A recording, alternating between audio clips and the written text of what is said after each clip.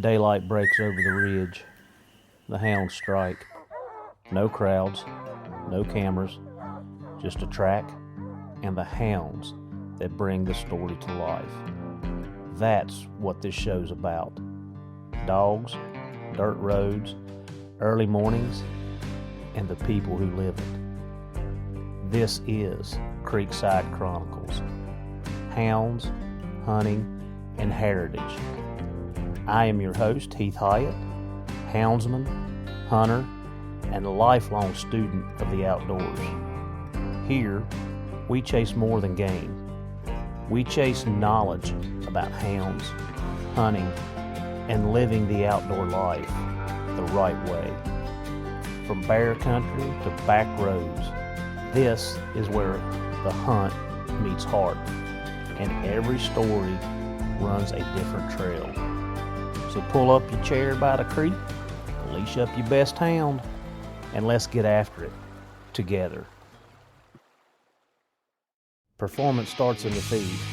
Inukshuk's high-fat content fuels long runs and hard hunts, giving dogs the steady energy they need, while quality protein supports faster recovery after the work is done. That's why I trust Inukshuk dog food. Packed with energy and nutrition dogs need to go further, run harder, and recover stronger. If you want extreme performance, you can look them up at Inukshuk Professional Dog Food or CoreyNutrition.com. We are going to the doctor's office. We are going to learn some stuff. I get a lot of questions, and Lord knows I don't know the answer because I'm definitely not a vet. But we are very fortunate in our group that we hunt with that a vet actually hunts with us. And we've got med kits made up. Man, we could probably do surgery right there on the tailgate if we needed to, because he puts us in the know. But we are very fortunate. We have a vet that hunts with us when he can, and he keeps our dogs taken care of and take care of our dogs even when he's not at work. And we bring them to his house and work on them out here on the porch. But today I am with Garrett Bailey, and Garrett is with us, and we are going to talk about females being pregnant, what to do with the females. We're going to talk about all kinds of things, and then when the pups are born, we're going to talk about just some of the stuff on the vet side of it, what we should do to be taking care of them to give them the most chance for growth and a healthy lifestyle. So Garrett, I really appreciate you having me over this evening. I think, man, we're gonna turn some dogs loose here in a little bit, aren't we? You're dang right. We're gonna run something, even if it's wrong. Well, that's probably what it's gonna be with these three heathens I brought. It'll buff out. But Garrett, tell us, kind of give us your background. I mean, I know listeners don't know. Tell us your background. Where are you from? How you got into being a vet, and then we'll just run it from there. All right. Well, thanks for having me. I'm originally from Greenbrier County, West Virginia. Oh, yeah, West by the best Virginia. I know. We got to talk about this song, John Denver. Yeah, Country Roads. You dang right. It says West Virginia. It was wrote about the Blue Ridge Mountains. It was not wrote about the steep goat pass that y'all have over there. No. Yes. Definitely not. This is not true. What year was that wrote? I don't know, but I'm tired of hearing it every time West Virginia wins a ball game. Hey, I love it. I get up singing it every morning. All right, so you're from Greenbrier. Yep, grew up in Greenbrier County. Mom and dad, great family. Grew up hunting it was it. I grew up loving, eat, sleep, and breathe hunting. I didn't grow up with hounds. I was always around hounds. My uncle had hounds. We run some beagles. Went coon hunting and bear hunting with friends. And I've gotten the hounds later, which I'll get in that in a second here. I always wanted to be a vet, and graduated from WVU and decided that maybe vet school wasn't the right path, looking at student debt load and all those things, and went and took a year off and went and worked in Montana and lived out in Montana for a year, and then applied to vet school and ended up getting some interviews at Mississippi State and Auburn. Oh. And I almost didn't get any interviews because I put hunting and trapping under my hobbies and interests. And actually, they called all my references about that. Oh, yeah. And I wasn't even, they weren't going to take me to get an interview, or I wasn't going to get an interview at Mississippi State, which is where I went and graduated because of the trapping. Wow. But, yeah, so anyway, I ended up getting into Mississippi State. I went there for 4 years and met my wife, and we started having youngins shortly after we got out of vet school, and practiced in Campbellsville, Kentucky for a couple years with a guy down there. Great mentor, great first job, just a little too far from home. Mm-hmm. And she's from Mississippi, so it was a good midpoint, but we decided to come back and get a little bit closer to home. So I got you. Been here for. So Katie's from Mississippi. Yeah. Okay, I didn't know that. Yep, she's from Mississippi. Oh, Old boy. Southern Belle. Uh-huh. So Yeah. what's her favorite football team? She likes Mississippi State. State, yeah. Oh yeah, she went to undergrad there and everything. So. I got you. But and then, we've been here now. I guess it's going on 5 years. Well, I was going to say, I was trying to think about it on the ride over here. Kind of when I was first introduced to you, but we'll go through that in a little bit. So let's go back to Greenbrier County real quick. My first dogs that I bought come out of a guy that hunted and lived in Greenbrier, White Sulphur Springs. Who was it? Porter Burdett.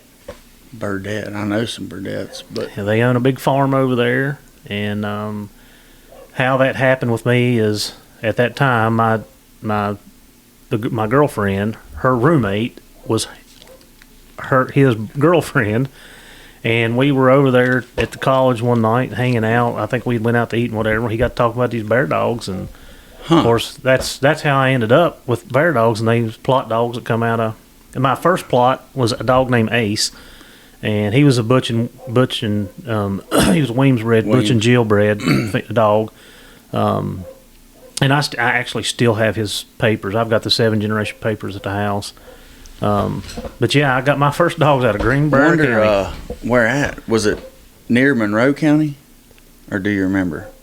No, near he lived up White Sulphur. Oh, okay, yeah, that's right. You said Yeah. that. Got you. So got you. There's a dam over there. Isn't there a reservoir or something there? A Bluestone Dam. No. Mm-mm. When you go through Caldwell and you go up into White Sulphur and you take the left, and I think it goes up 92. Is that right? Oh yeah, yeah. You go straight. He lived over there. Moomaw or towards. Yeah. I can't remember, but it's been years since I've been. But I'd only been to his house one time. But yeah, that's where he was from, and that's where my first dogs come from. Gotcha. And for you guys listening, you West Virginians, y'all will know. But I mean, Greenbrier County is a kind of a mecca of bear hunting. Oh yeah, it's huge. There was a guy, I can't remember his last name, but when I started getting my Cameron dogs, his name was Lee, and he lived right in downtown White Sulphur, which is not downtown. But right. Yeah. Right. But he had some old dogs that was bred kind of the same way mine were. Gotcha. And I was actually going to breed to his male dog, my little Bell female. God, I cannot remember his last name. It was Lee something. But anyway, he lived in White Sulphur too. I know. Gosh dang it! I think I know who you're talking about. Is he older or younger? He was a couple years older than me. Yep. So now back then I was 20. Some. I know his last name better than I know my own. I want to say it starts with a C. But anyway, all right. So I got it right here. That's going to well, maybe I don't. I'll think of it in a jiffy. All right. So you graduated and y'all come here. Yeah, I've been to mixed animal practice for since I graduated. I loved the large animal, mainly food animal, more towards the cow calf, and that's all really changed in the last few months. I'm doing something a lot different now. Yeah. And but yeah, we moved here, worked for Dr. Wall there at Bold Springs Veterinary Service, and I was there for 4 years, and we bought a place here and just kind of got hit with an opportunity to to work a lot less and hunt a lot more, and see the family more, and that's kind of what life's about to me, man. It's family hunting, and I mean that's it. And so life's good. So who did in our group? So I'm assuming you and Hot Rod hooked up first. Yeah. So Sam is kind of he's the first guy I met. I worked on his Molly dog, who's the mama to I guess that was the first cross to Spook, wasn't it? Mm-hmm. And she had come in and she had been to several vets with a swollen spot on her ribs, and we ended up, I cut a big old hunk out of her, and she had a migrating grass on that had kind of plopped out through her ribs there. And I met him, and I had just got my first dog, Booger, the blue tick. Wasn't worth killing. And me and Sam got to talking, and it was shortly after bear season, and I was running him out here. I didn't have a tracking collar or nothing. And after bear season, Sam let me use his tracking collar, and he got me this old cougar dog that's sitting here right beside me right now through Glenn Price, and Lindell Price owned him, and he's kind of who I've trained everything that I got now off of as far as coon dogs go. I've had a lot of call dogs, but I got one decent one out there that'll treat a coon. So you had hunted with hounds before, but you never owned any until you come here. Right. So Dad never would.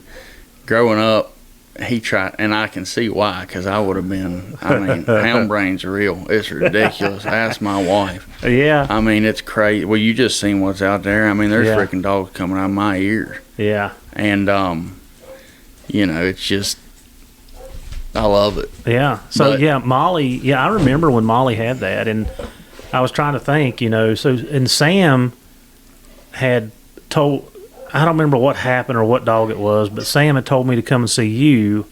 Right. It was Pearl. That was the first dog I brought to you. Yep. Yeah, because we were on the mountain and she had that happen. She got bit in the hind leg there. Yeah.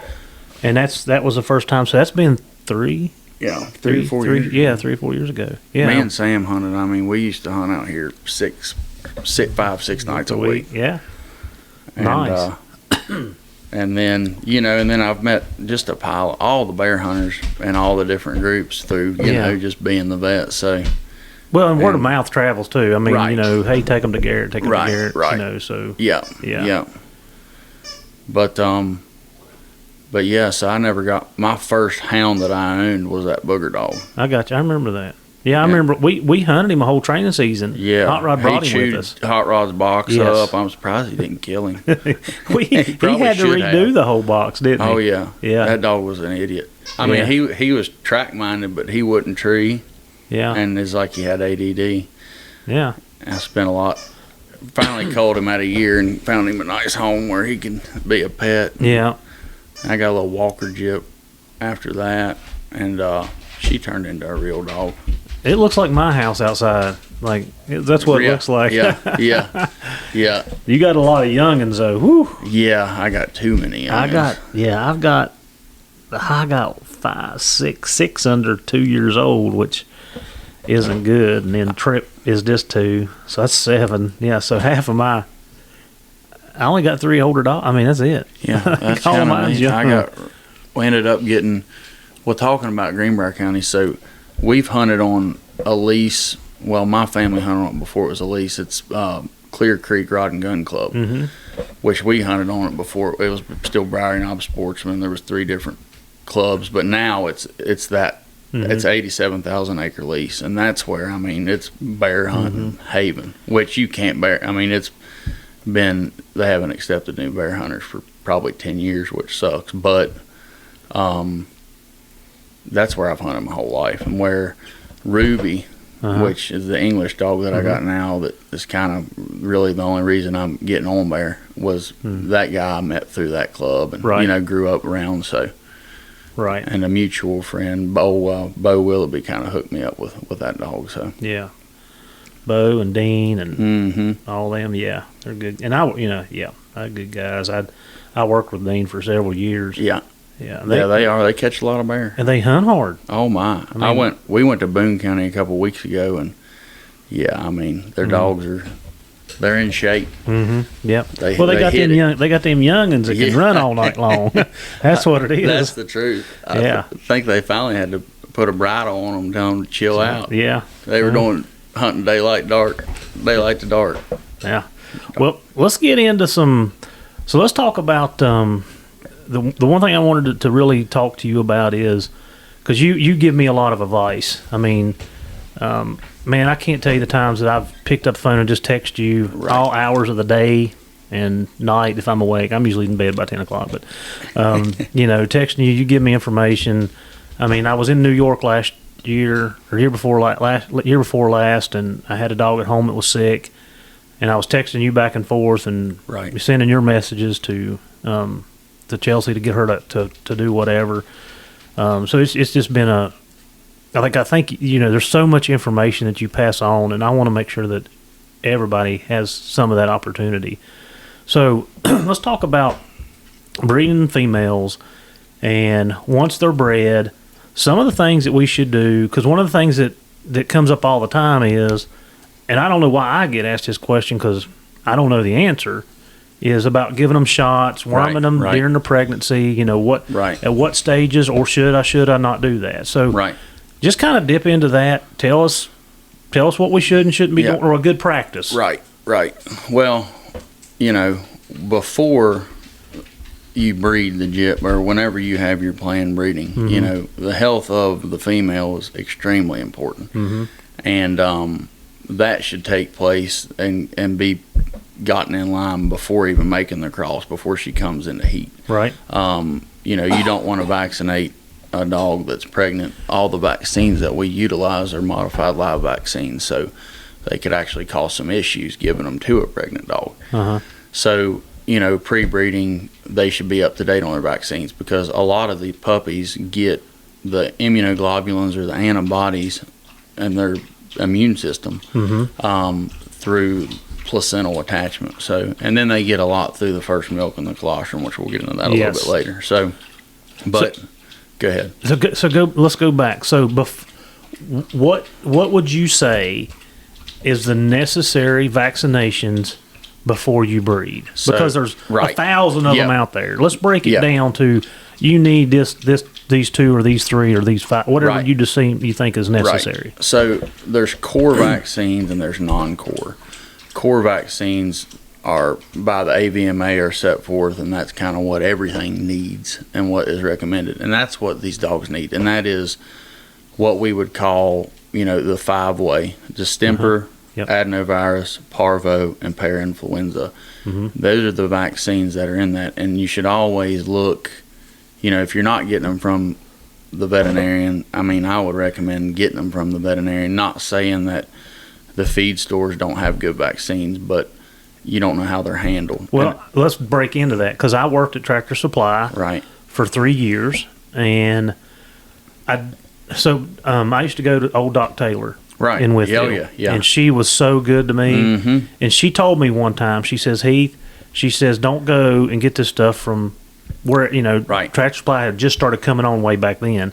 She's like, you might as well be putting water in them. She said, if you need them, you call me, I'll get you stuff, what you need, and you come pick it up. And I always did that. But then after I moved, and of course she's passed on, I have bought stuff at Tractor Supply in the southern states and Rural King, the places that we would buy them. But from working at Tractor Supply, I see exactly what you're saying.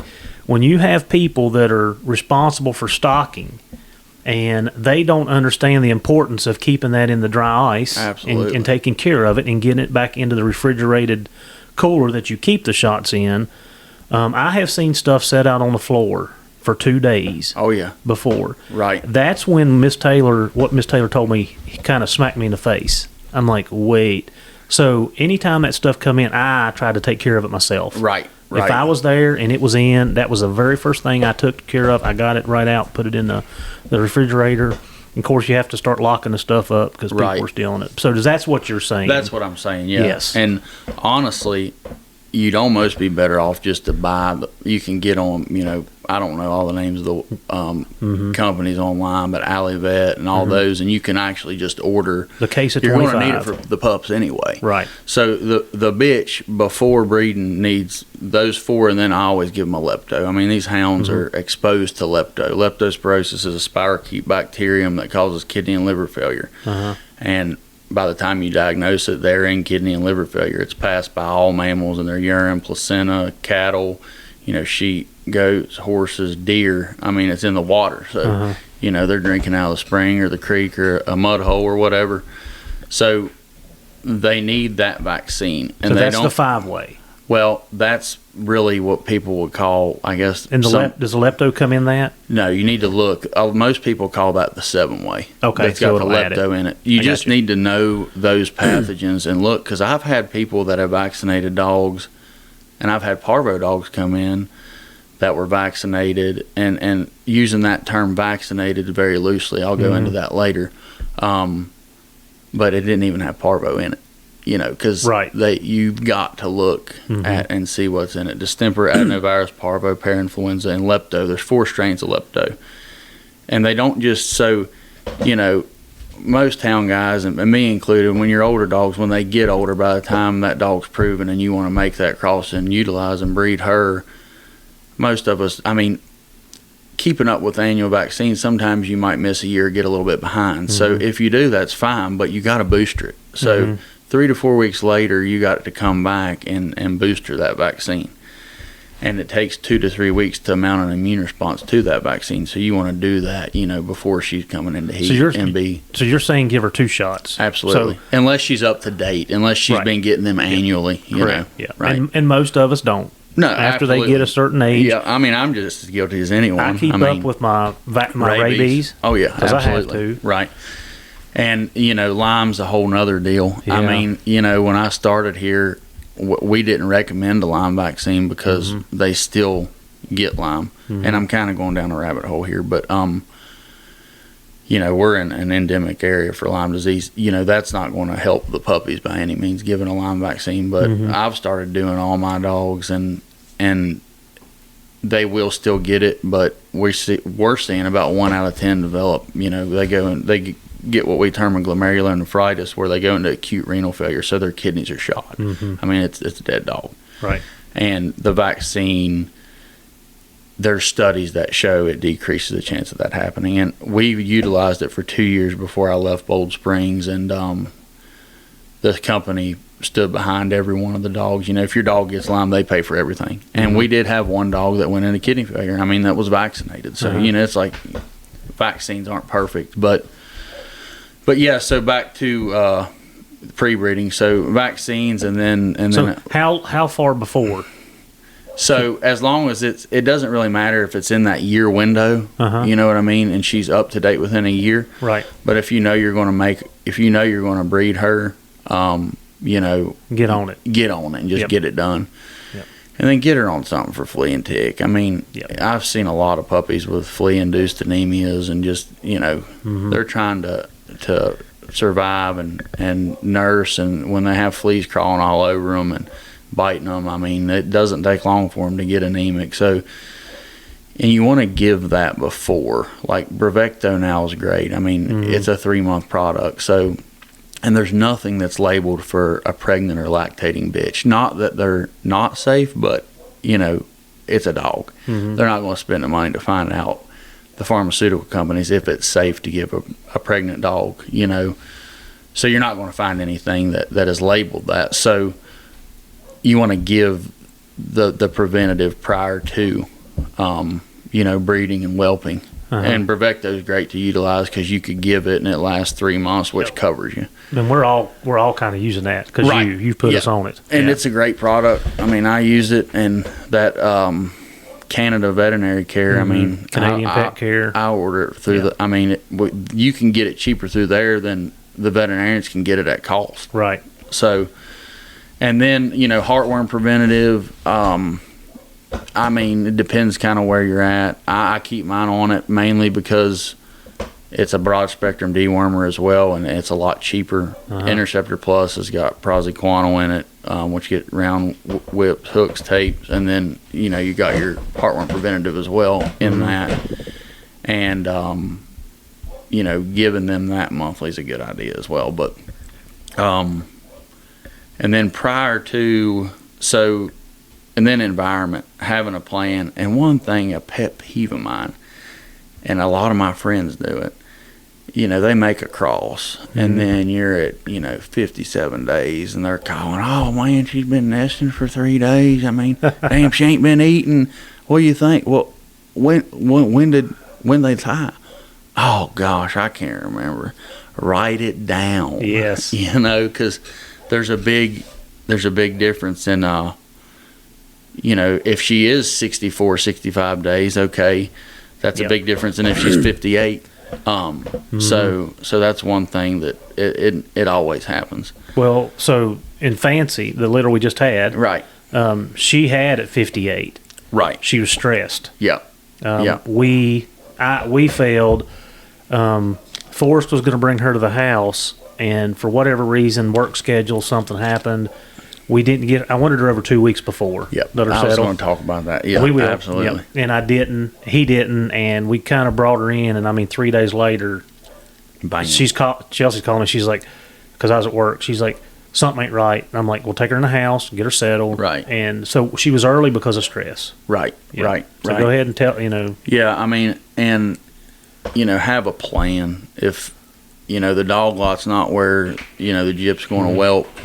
Have a plan as to what you're going to do and when you're going to do it, especially if you're having a litter in the winter and it's cold, and kind of know what you're going to do. That is one thing that I've seen a lot of issues. Who's that barking? Is that puppy? No, it's. Oh my gosh, that damn dog! I'm gonna have to let her in here in a second. But where were we at? So the transitioning, yeah. You don't want to. I've had that happen a lot, where someone will just get behind, busy with life and family, and then, oh crap, we're 2 days from, and then they try to make that move, and that doesn't go well, especially after they've started nesting, and you can cause a lot of issues. They'll just quit. And I've had people, even once they go into labor, they have a puppy, and they're like, oh crap, it's right in the spring, and it's going to be 32 degrees tonight, but it's been 50 every night before, and then you're in that predicament. So just have a plan, and a clean environment too is very important. All these parasites come from the ground, and it's hard on the bitch, and it affects the overall health affects the quality of milk and everything. So when you talk about a clean environment, this is something that's always and I've raised several litters throughout my career, and by no means am I perfect, because I'm continually learning. Right. But I see a lot of people putting. So I bring my dogs inside. Right. And I bring them inside. I've got a whelping box that I've made, and it's a 4x4 square. It's got the runners, so the dog can't roll over and squish the puppies. Gives them something to slide up under, and I put down like an outdoor carpet, right? Not the green kind with the big, but like something you'd put on a boat deck or something. The carpet, and what I do is after she makes a mess, I just roll it up and I put another piece down. So I buy it in a little sheet. Right. And I do that. But I've seen a lot of people putting down blankets and towels. Yeah. For me, for me, that's just something for them to get hung up in and get squished or get tangled up and die. Yeah, absolutely. So what kind of environment would you...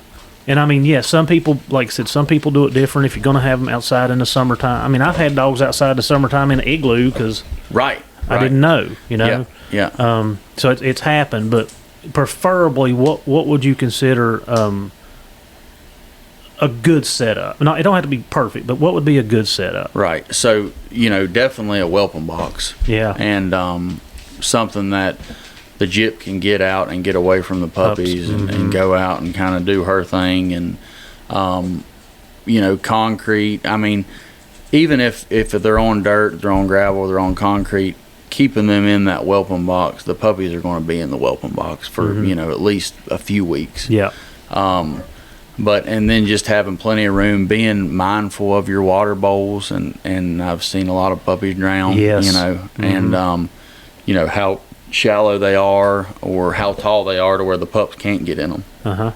And just little husbandry stuff like that's extremely important. Right. And a lot of people just use a good old swimming pool. Yeah. And it works. I mean, it's easy to clean, but again, you just got to make that transition soon enough. Get them comfortable in their environment, because if you do it too late, like you were saying, that's where you can get into problems. Yeah. And we lost several pups because of that. Right. I mean, we had 3 stillborn, and I think that was the 3 days of stress. That was just me. Right. But so let's go back real quick. So just to clarify, so during the pregnancy, we should not be introducing any shots. No. Okay. Right. And what about worm medicine? Yep. So worm medicine, it's good to deworm them before pregnancy, or even if you have, your local vet, you can swing a piece of poop back there and they can do a fecal sample for, $12. Yeah. Just to see if she does have any intestinal parasites. But most of us aren't going to do that. So Safeguard, fenbendazole. It's called Safeguard because it's safe. That's what we generally utilize in pregnant dogs. Right. And you can give it, there's a few different ways to give it. In a true wormy dog, I'll give it several days in a row and then space it out every 2 weeks for a couple treatments. But hopefully she's not, because she's been taken care of because of this. She's in good body condition. She's Clean been fed accordingly. Yep.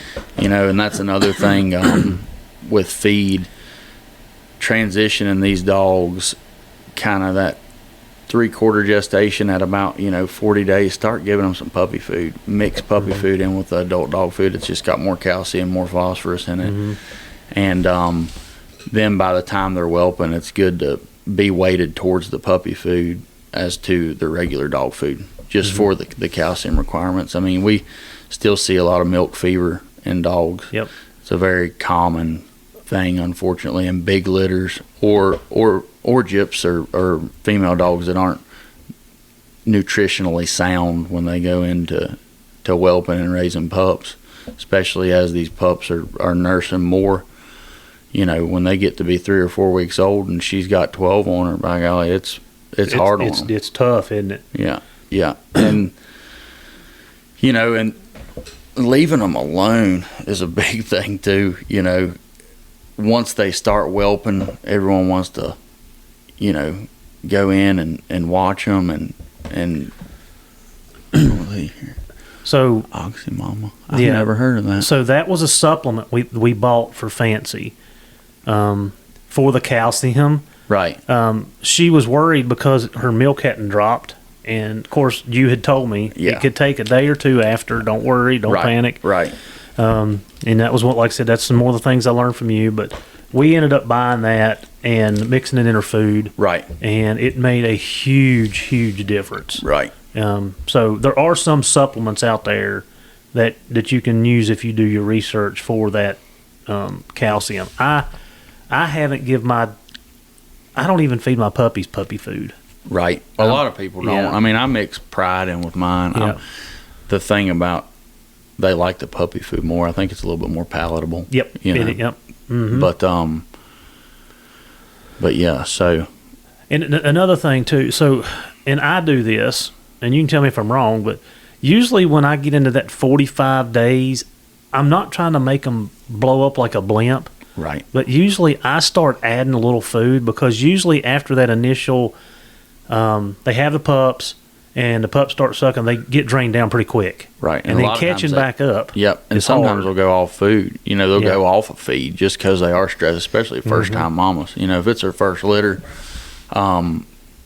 it's not uncommon to get a call. People, she hadn't eaten 3 days. Well, You know, go get you some good old nasty Alpo and throw it in there. Right. Get you You know, some get food. something in there. Yeah.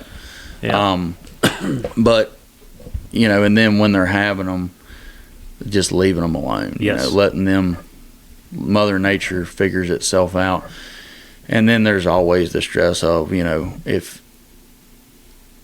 another thing, knowing how many they're going to have. Some people don't care. A lot of people want to know. If you want to know, you know, at 45 days, fetal ossification occurs. So I usually try to wait till about 50 days, and you can shoot an x-ray and you can count skulls. And it's not 100%. I mean, you know, if they're plumb jack full, yeah. But you know, hey, she's got 8. I know she's got 8. She might have more. So if she has 6, and then you know, hey, well, I know there's 2 more. So yeah, maybe I should be a little bit worried.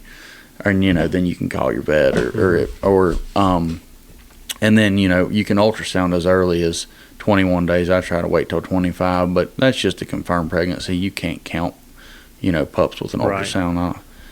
You'll count the same pup twice. I've tried to do it a lot. So the x-ray's the better route. It's the only route to really get an accurate, you know, count. But yeah, so once she starts whelping, you know, my rule of thumb's it used to always be, you know, they should have them every 1 to 2 hours, but that's really not practical, you know, after being out and having some dogs whelp and then, you know, practicing. Sometimes the main thing is they're not in distress, you know. If they have 3 and then it's been a couple hours, but they're nursing them and, you know, they're acting normal, it's nothing to be overtly concerned about. Whenever you should be getting concerned is when they're pushing and they're trying to have a puppy and, you know, they're not making progress. So, and then having a plan for that, you know, having some gloves and having some lube, because sometimes you got to get in there and feel what's going on and maybe help her out. Yeah, so once the gyp's taken care of, you know, she has the litter. We call it normal loca. You know, they have discharge sometimes for up to a month. And it's usually a couple weeks. And I mean, it can be pretty, you know, voluminous, a lot of it. So, of course, that's normal. It's kind of blood tinged and darker. And then continuing to keep up with the calcium and feeding them, keeping them eating good. And then I usually start and recommend kind of a gruel for the puppies, especially if it's a large litter around that 3-week range. You know, and then the first deworming as well. You know, roundworms, there's a lot of intestinal parasites that are transmammary. So they actually, you know, we try to address it like we just talked about, you know, having her clean. But the thing about a dewormer, you give a dog a dewormer, you deworm them. 2 days later, they go eat a turd, or they're licking food because you threw it on the ground, or they spilt their food. They can pick them right back up. So, you know, I always, at 3 weeks, they get pyranal, or, you know, quote unquote, Nemex. Pyranal pamoate, yeah. And then I like to deworm them every 2 weeks. So, unlike ruminants, you know, cattle, sheep, goats, they get all of their immunoglobulins through the colostrum for the most part. I mean, if a calf don't get colostrum within 24 hours, you might as well whack him on the head. I mean, not literally, but you know what I mean. It's extremely important, and it's extremely important in dogs as well. But they do get a lot through the placenta, just from the different placental attachments. They have a zonary placenta, so the placenta kind of wraps around the pup. They all have, every, you know, mammal has a different placental attachment. But the colostrum, they need to get, you know, as much within the first 12 hours of life of the receptors that bind the immunoglobulins start to internalize within the intestines and in the gut. So if they don't get enough within the first 24 hours, you know, they don't have as good of an immune system. So their immune system, basically from day 1 to 6 weeks, everything's riding on what they got from their mama. And at 6 weeks, from 6 to 16 weeks is when there's a huge lag. They're extremely susceptible to mainly parvo. I mean, we haven't got rid of distemper, but we don't see a lot of distemper. I mean, I've never seen a case. I've been practicing for 6 years. You know, all the old vets that I work for talk about it. And then adenovirus, parainfluenza, those we've pretty much got rid of them through vaccines. But parvo is, we still deal with it a lot. Right. And up to 6 weeks, if the bitch was vaccinated, they are, extremely resistant to that. And another thing to be mindful is bringing new dogs in during that time. You need to, practice some biosecurity there, just common sense stuff. Right. Because they can certainly bring bugs in, and it might not be parvo. It could be some respiratory pathogen or, whatever it might be.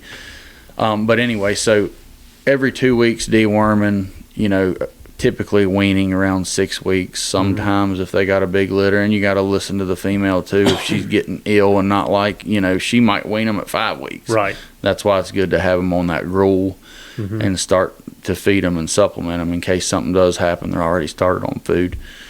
But we kind of target that six weeks as our initial vaccine.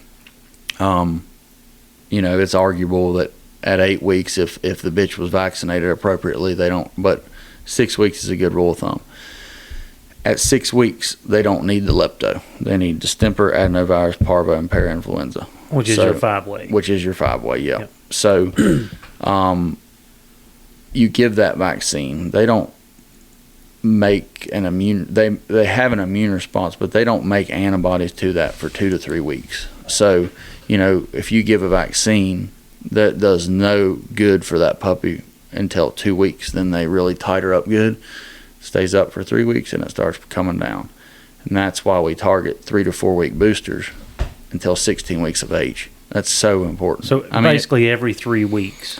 Yep, every 3 to 4. Okay. That's the window. So if you give a puppy a shot at 6 weeks, yep, and you give the puppy a shot at 10 weeks, and then you don't give that puppy any more shots, it's unvaccinated.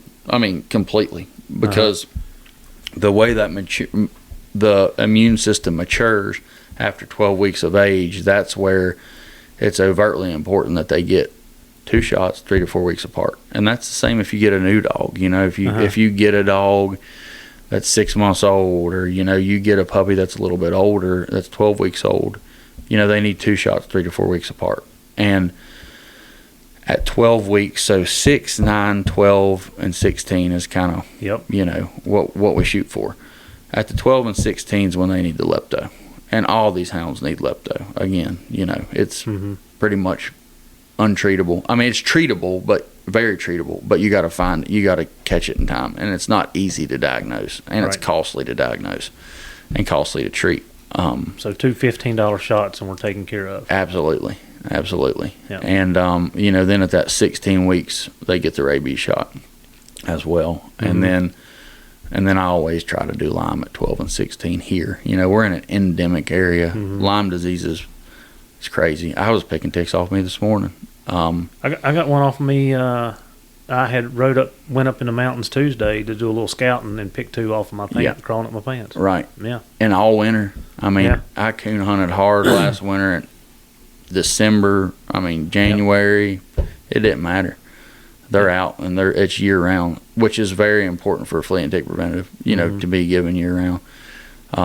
It's costly, but you kind of taught me. You kind of told me that the best antidote for is preventative. An ounce of prevention is worth a pound of cure every time, especially if you got a good dog. If you got something that, and by the time if you're feeding it and you're hunting it, you obviously it's a good dog to use. So, can you replace it? Well, you might as well take care of it. Yeah, like you said, I buy the Bravecto in pretty much bulk now. Right. I'm buying 8 or 10 at a time. Yeah. And if you get them on sale, a lot of times they'll have those sales and that discount's almost 40%. Yeah, you can get it cheap, real cheap. Yeah. All right, so we're 16 weeks old. We've given the shots at 3, 6, 9, or 6, 9, 12, and 16. Yep. Give them rabies shots. So let's talk about hit on it real quick about, of course, nutrition. Right. I think most people raising pups feed twice a day. Yeah. I think. I think that's a common practice. Right. And talk about how, as they grow, the growth plates, how exercise, and I didn't really know this stuff until I got into the law enforcement side, and we started dealing with some younger dogs and putting some stress on them. They have how it OCD lesions or anything like that, where they get chips in their joint. That where you put too much pressure on them, and it causes it. So talk about a little bit about nutrition. What you think we should a good practice should be, and then let's talk about the growth plates and the development of the dog structurally. So the nutrition side of it, you can go in so many dang rabbit holes, and nutrition in general, there's so many good commercial dog foods now are great. I mean, as far as for the well pet diet, performance hound, whatever you're feeding, but there's some things that we need to avoid, and the biggest thing's grain-free. Anything grain-free, they did a retrospective study looking, basically what that means is they had a population of dogs that were dying from a cardiomyopathy or a heart disease that we had pretty much gotten rid of through good, wholesome, well-pet diets. And there was this grain-free, hippie kick or whatever you want to call it, kind of a niche marketing deal. Well, after 3 or 4 years, we started having all these dogs that were dying from this cardiomyopathy.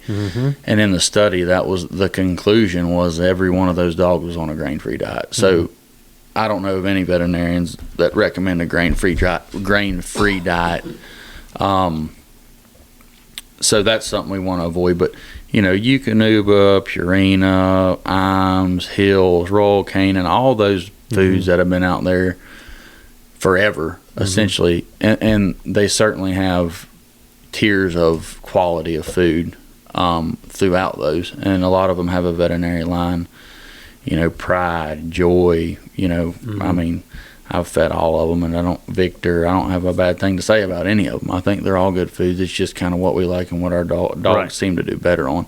The puppy foods, I like to keep food out to them. I mean, up to 16 weeks of age and really to 6 months, and not keep food out, but I try to keep food out till about 12 weeks, and then I try to start dialing them back and feeding a little bit more to condition twice a day, and then I'll transition them. I mean, I feed once a day. I just don't have time to feed, twice a day. But once they hit that 8-month mark, I try to start, transitioning them to a once a day feeding. Yep.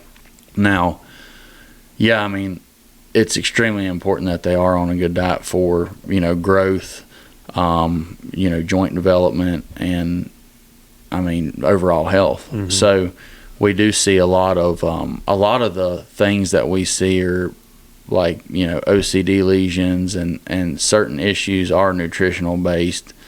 But some of it's just from doing too much with the pups at too early of an age. They don't need to be going on several mile roading them at, 4 and 5 months of age, several miles every day, and just using common sense.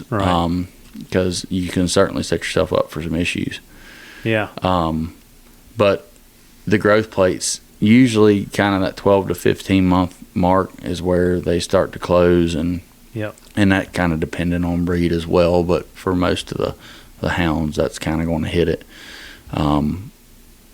Some of them can be a little later, but yeah. What else was we talking about there? I got kind of lost. No, that's it. I mean, like I said, for me, and like I said, you're the vet, but some of the things that's very important to me is I start worming my dogs immediately when I can. Right. I keep up. That's a very structured schedule that I keep with them. Right. Since you've been on me about the shot updates and stuff, I have been more conscious of that. Of course, the feeding stuff I've always kind of done the same way. I'm like you. I kind of keep dog food in front of the puppies at a very young age, and then as it goes, I'm bringing it down until I feed once a day too. The puppies, I don't. I do them differently. Right. But so I mean, I kind of do the same things, but I have had not me myself, but I've seen issues where they're putting too much pressure on those young dogs structurally, and then they have some type of breakdown on them. Yep. And that was something that I felt like should be touched on. So before we wrap this up, we had, we've had some issues with the dogs in the heat, and you and I had kind of talked about this, and I think it's very important because you guys have heard me say on this podcast how I'm very aware of the heat, the humidity levels, and you heard them say a couple weeks ago, that 9 or 10 o'clock when it gets warm, I'm pulling my dogs off. Like, I'm catching them, I'm trying to cut them off. I'm not trying to give them a heat stroke. And we've had a couple dogs in this area that I don't know that they've had heat stroke, but heat exhaustion. Right. And some of those dogs have passed on. And you and I had kind of talked about how that heat affects the dogs long term. And you can kind of give us the medical breakdown of what's going on and what to look for and how to, maybe how to prevent that. Right. And, preventing it is hard. I mean, when we have training season in August, it's just hard. I wish they would give us a month and a half in the spring, and then we pick it back up in September and go to October. But anyway, it is what it is. So yeah, I mean, we see it every year. See several dogs die from it. Save a lot of dogs too that are brought in time. And then it's very important that once a dog is, whether they're exhausted or having a heat stroke, is doing the right things whenever they're having it, because the things we want to do actually a lot of times makes it worse. Which would be, one of the examples would be going to the creek and just putting water all over them. I mean, they evaporate. That's how they cool. Yeah. They pant, they evaporate. So when you douse a dog in water, it's holding the heat in. The best thing, and everyone needs to have a thermometer. That's another thing. I'm going to hit on that real quick. Yep. I should have said it earlier. Right before a bitch whelps, her temperature, she usually has a pretty dramatic temperature drop. And that's something else to look for. She'll run at 100.5. You'll be checking it twice a day. Before she whelps, a lot of times they'll get down to 98. But anyway, the reason I'm saying that is we should all have a thermometer. They're extremely important. I mean, it's just a very valuable tool, whether we're dealing with a pregnant bitch that should be whelping, a dog that ain't eating, a dog that ain't right, but there should be one in the dog box too. And whenever a dog is having a heat stroke, it's good to take a temperature and see where they're at. What's considered a heat stroke is, I think it is over 105.8. Anything over 105 we start to see, or 105.8 and 106, they call it cellular apoptosis. So the cells are dying. And they can go into what we call disseminated intravascular coagulation, which is where basically everything starts getting activated within the coagulation system. And I mean, we call it dead in cage. They're starting to shut down. Yeah, absolutely. And they get neurologic, and so what we can do if they do heat stroke, the best thing to do is have a spray bottle. And you actually just mist them and spray them, and you put them in the truck. You roll the windows down and haul ass to the vet, and put the AC on, and keep spraying them, and just get them to the vet as soon as you can. Yeah. So as far as from a pathophysiology level, it's a lot goes on whenever their temperature gets that high. But cell death is the main thing. Is that what's affecting the kidneys to cause these dogs to shut down? So whenever they, they also cool by vasodilation. So their vessels will actually expand, and that's why they used to always say put alcohol on their feet, because they would say that would cool them, and on their ears. Well, it actually causes vasoconstriction, and that's not recommended anymore. But yeah, so whenever 25% of cardiac output goes to the kidneys. So when they're, suffering a heat stroke, the kidneys get underperfused. So even though if we pull a dog out, of a crisis, there's still a lot of times there's damage that occurs. and they can develop, kidney issues from that. It's something very common. And another thing that we see is if a dog heat strokes this year, it's more likely to heat stroke next year or next week, or, it seems like once they have one, they're more apt to have another. And that's something that I've certainly seen repeatedly, and have seen dogs get worse every year and then end up dying, from a heat stroke. So what causes that reoccurrence? I don't know. That's a good question. I think some dogs just can't handle it. Mm-hmm. I mean, to the point where, you almost wonder if they shouldn't be, sold to be hunted in a different environment, especially here. I mean, we get August and September and a little bit of October, and then December to have one that, you have to really watch. I mean, some of them would do better in a different environment where they can be hunted in a cooler environment. So I think a lot of it is genetic, and you can't prove that, as far as it being genetic, but right, it certainly makes you wonder. Well, I can tell you through the line that I've read for 20 plus years, I can tell you that I had a dog named Racket who did not do well in the heat. If you were running her in hot weather and she'd come out in the road, she'd jump in the first mud puddle, she'd get in a creek, she'd lay down. She did not perform well. Right. In the wintertime, different dog. Right. So she had a litter of puppies, and one of the females out of that litter, named Abby, done the same thing. Right.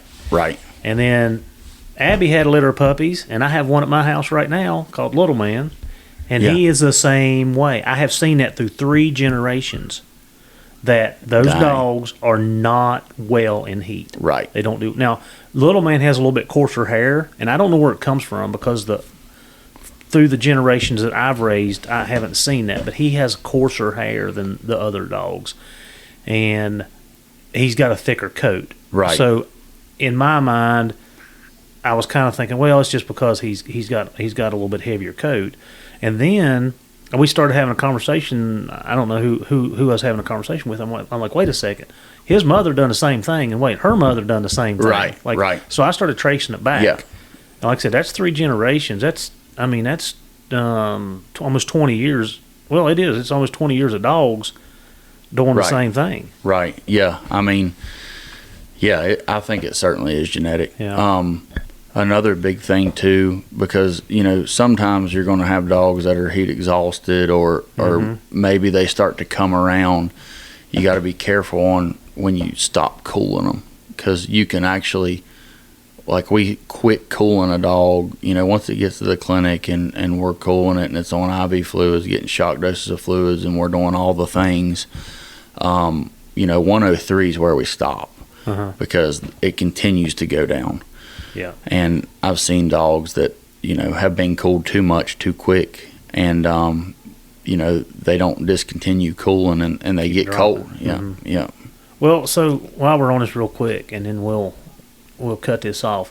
So, in our police dogs, when we're tracking in the summertime, even in the spring with the humidity, when the humidity level starts getting up again, and we see it in the fall, there's been several times that we've been tracking, and I start seeing my dog getting light in the rear end. Right. You start seeing a little bit of swaying. They get ataxic. Yep. Yeah. And of course, that's my immediate stop. It's done. We're done with it. But I see we see that happen quite a bit. Right. But I guess we're catching it quick enough. We're not pushing it to that level. Right. Would that be? Oh yeah, and that's the thing with the hounds is, we don't see that. Yeah, because we're looking at them on the Garmin and saying, "Oh man, they're dropping back. Oh, they're treed. Yeah, their heads up in the air because they're trying to radiate and evaporate and cool everything, because that's how they cool. Is they pant. Yeah. And I think having, and it's hard. I mean, that's like this year that Wesley's Koa. Well, that bear that dog ended up heat stroking on, Karma brought that to the top. Yep. It was 11 o'clock. Me and Sam packed it. It was stupid, but I mean, the sound of the hound blowing up in the box is a powerful It's hard, thing. isn't it? Yeah.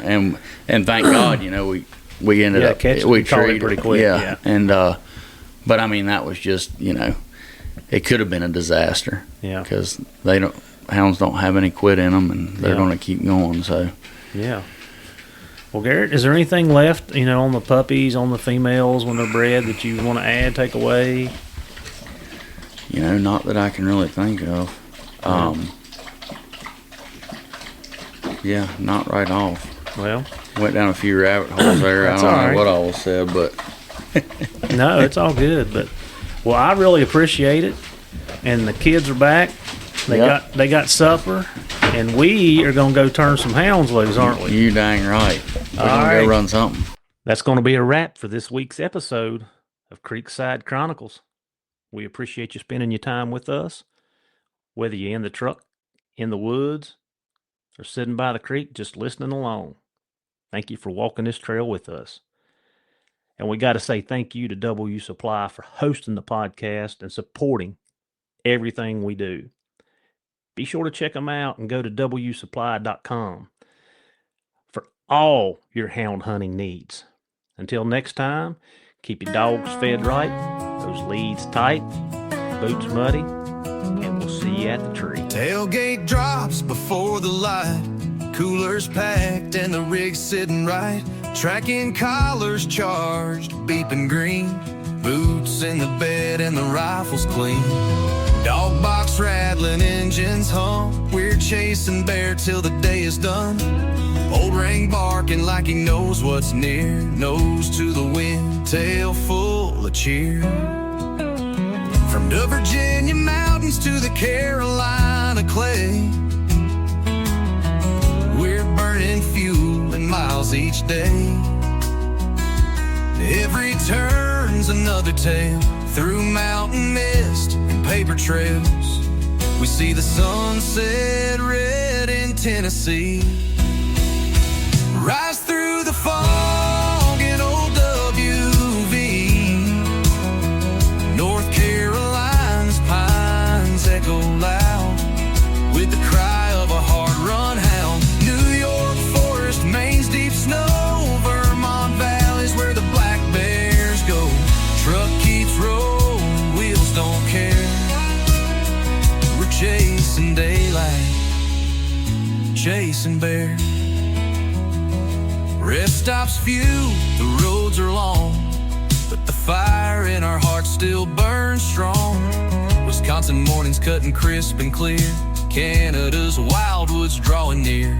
Still got states we ain't run, but that hound dog fever won't let us quit. We see the sunset red in Tennessee, rise through the fall in old WV. North Carolina's pines echo loud with the cry of a hard-run hound. New York frost, Maine's deep snow, Vermont valleys where the black bears go. Truck keeps rolling, wheels don't care. We're chasing daylight, chasing bear. Gas station coffee, Alpha XL on the dash. Another back road, another bear track. Friends made fast and stories told slow. Under stars where only hunters go. We see the sunrise gold in Canadian air, and it sets on a trail down in Appalachia. Packing steel and leather, grit and care. We're built for the road and chasing bear. So load the dogs and slam the gate. There's a trail ahead, we won't be late. From dawn to dusk, we're always there. Chasing daylight, chasing them bears.